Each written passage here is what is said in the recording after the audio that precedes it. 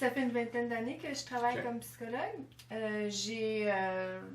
Dans les fonctions que j'ai exercées ou les interventions que j'ai réalisées à ce jour, je te dirais, j'ai joué à l'enseignante. Ah J'étais ouais? allée en OK. recherche au niveau C'est vrai, tu fais de la recherche. OK. oui, collaboration interprofessionnelle, communication, développement des compétences interpersonnelles, OK. des habiletés aussi pour mieux entrer en relation avec l'autre, avec soi. OK. Je pense que la santé mentale, ça commence aussi par mieux se connaître, comprendre aussi nos forces qui nous font agir, puis travailler avec ça Fait pour que se développer. si je comprends ce que tu me dis, là, l'inter, ça te parle beaucoup. Tu as fait de la recherche là-dedans. Tu as fait aussi, je pense, développer des cours pour l'inter. La Ouais. formation, La formation, de l'accompagnement beaucoup des personnes, des équipes aussi, que ce soit dans le milieu de travail ou que ce soit aussi oui, sur le plan individuel, là, en clinique. Fait que oui, puis l'inter, pourquoi l'inter? Pour moi, c'était évident que je peux offrir des meilleurs soins, des meilleurs services si je le fais en collaboration avec des gens qui ont un bagage, qui ont des compétences, qui ont des expertises complémentaires aux miennes.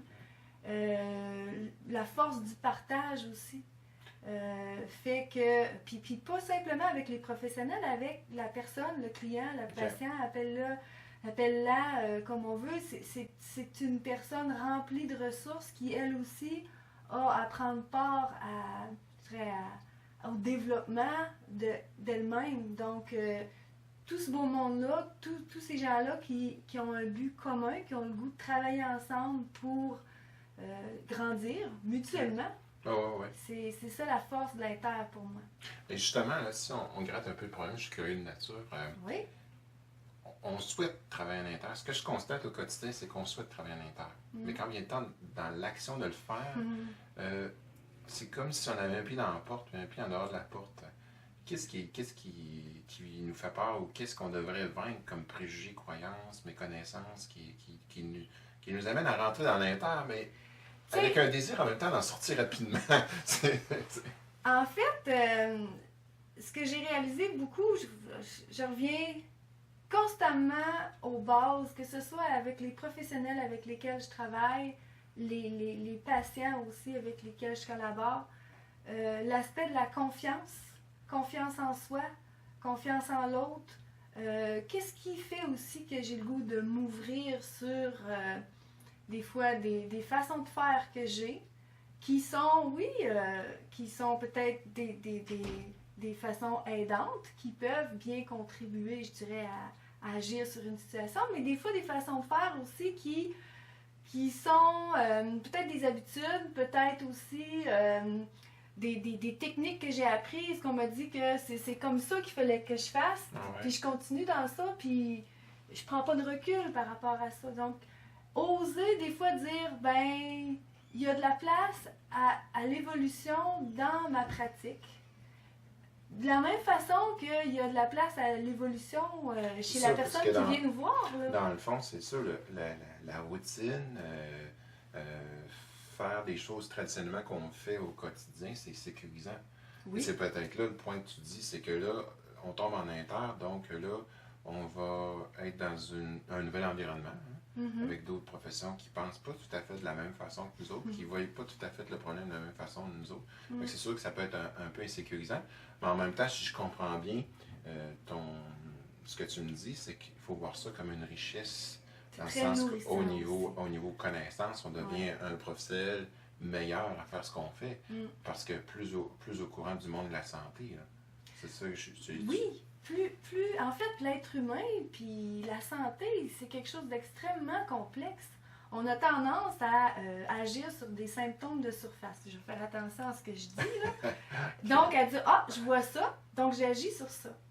Si on veut travailler, justement, sur l'être dans sa globalité, c'est reconnaître sa complexité. Puis, je peux voir certains aspects avec les lunettes que j'ai, le bagage que j'ai accumulé. Mais ça serait faux de croire que je comprends tout ce qui est là.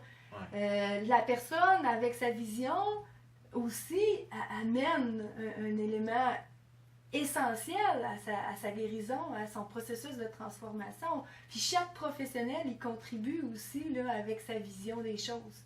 Je pense que c'est beaucoup plus...